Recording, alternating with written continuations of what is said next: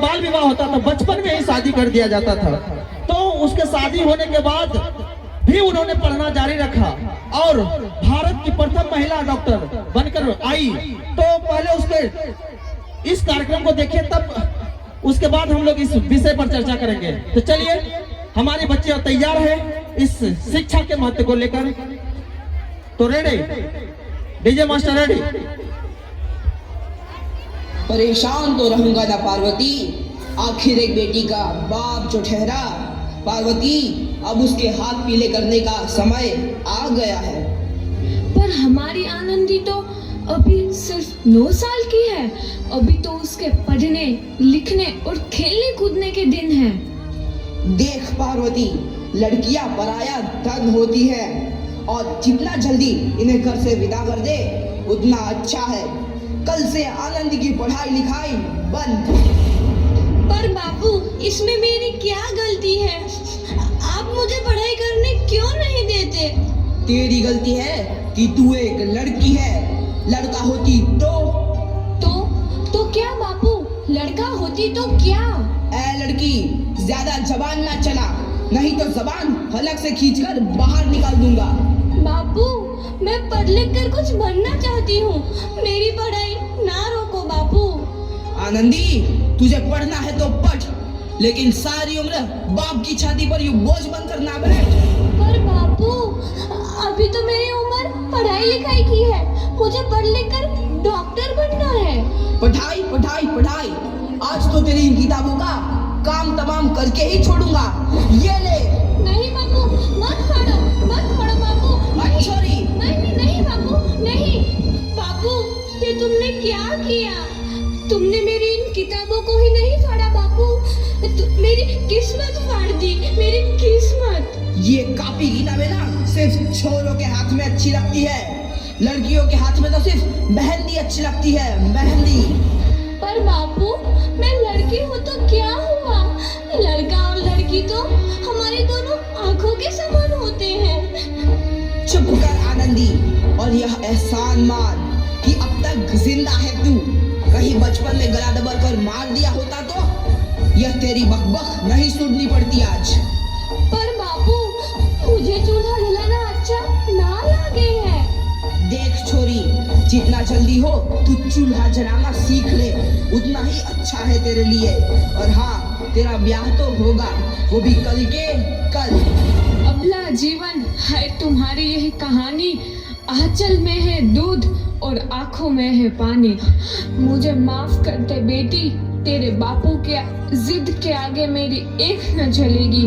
माफ कर दे बेटी, मुझे माफ कर दे। इस प्रकार मात्र 9 वर्ष की छोटी उम्र में आनंदी का विवाह गोपाल राव जोशी से हो गया। बाल विवाह एक सामाजिक कुरीति है और इस कुप्रथा का शिकार होना पड़ा आनंदी को। 5 वर्ष बाद आनंदी 14 साल की हो गई है। उसके घर एक शिशु ने जन्म लिया है। देखते हैं आगे क्या हो। देखिए ना, इसे क्या हो गया है? इसका माथा तो अंगार की तरह तप रहा है। इसे तो बहुत तेज बुखार है। आप बिना कुछ भी बोलते हैं, दीजिए मुझे।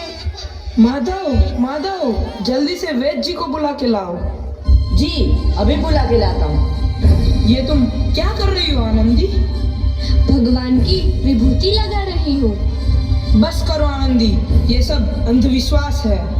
अरे आप यकीन तो कीजिए, भगवान की कृपा से इसका माथा ठंडा हो रहा है और बुखार भी उतर गया है ना बाबू? देखिए, दीजिए मुझे।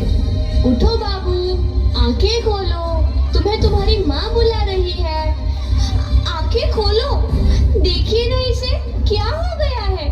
आंखें भी नहीं खोल रहा। आंखें खोलो बेटा। आप चुप क्यों है? आंखें खोलो बेटा, आंखें खोलो। आनंदी, हमारा बेटा कभी आंखें नहीं खोलेगा। नहीं, ऐसा नहीं हो सकता। मेरे बेटे को मुझसे कोई नहीं छीन सकता, कोई नहीं छीन सकता। पागल मत बनो आनंदी। माधव,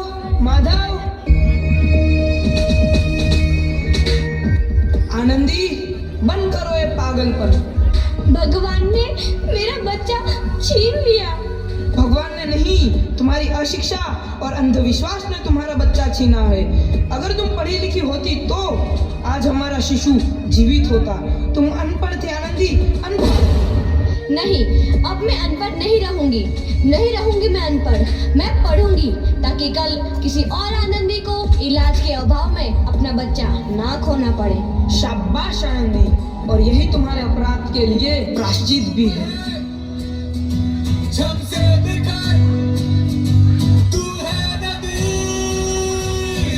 आनंदी, तुम्हारी 12वीं का परिणाम आ गया है। तुमने पूरे कॉलेज में प्रथम स्थान अर्जित किया है।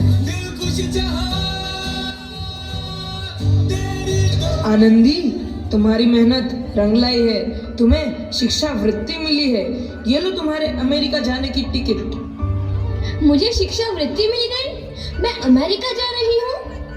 पर ये सब मैं अकेले कैसे कर पाऊंगी? आनंदी, अपने आप को इतना कमजोर क्यों समझ रही हो? फिर इतना पढ़ने लिखने का क्या फायदा? तुम अभी गवार की गवार नहीं हूँ मैं अब गवार।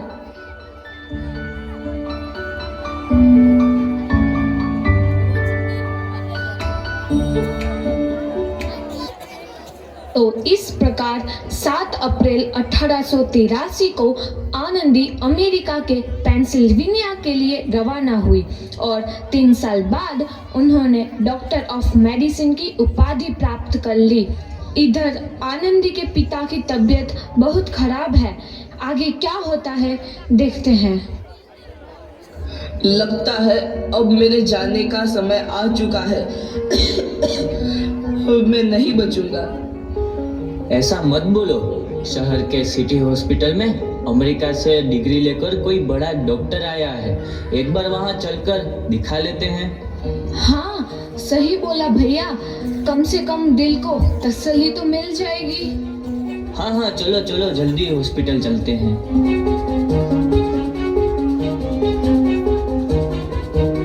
इस मरीज की हालत तो बहुत ही खराब है। कोई चमत्कार ही इसे बचा सकता है। ऐसा मत बोलो भाई। डॉक्टर साहब कब तक आ जाएंगे? लो आ गई डॉक्टर मैडम। डॉक्टर मैडम जल्दी देखिए, मरीज की हालत बहुत ही खराब है।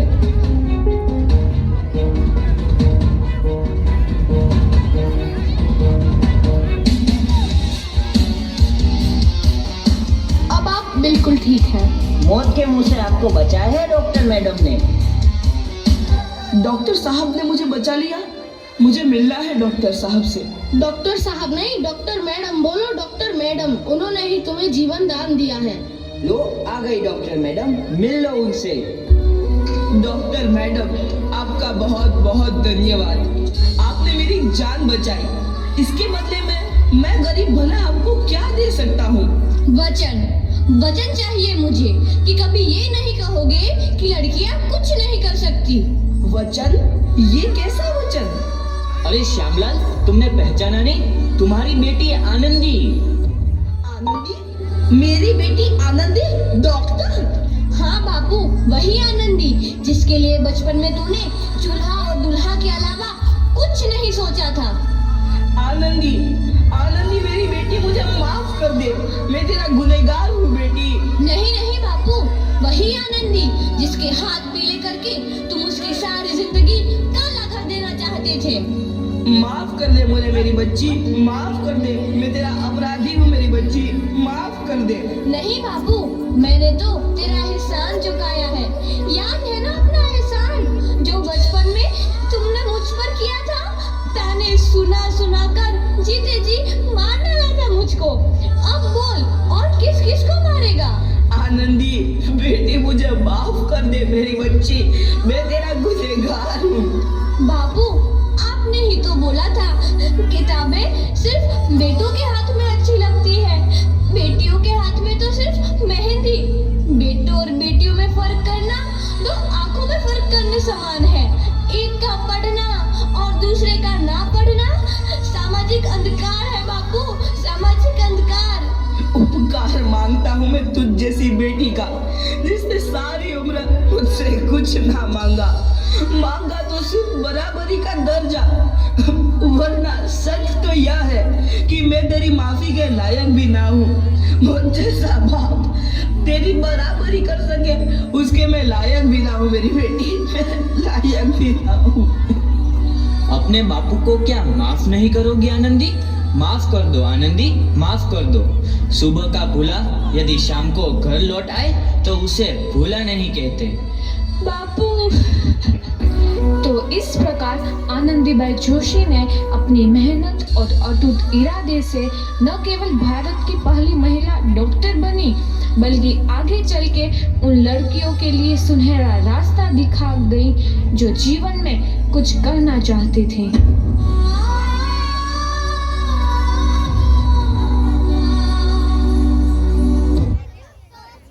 हेलो हेलो, जोरदार तालियों से इन बच्चों का हौसले को बढ़ाएं।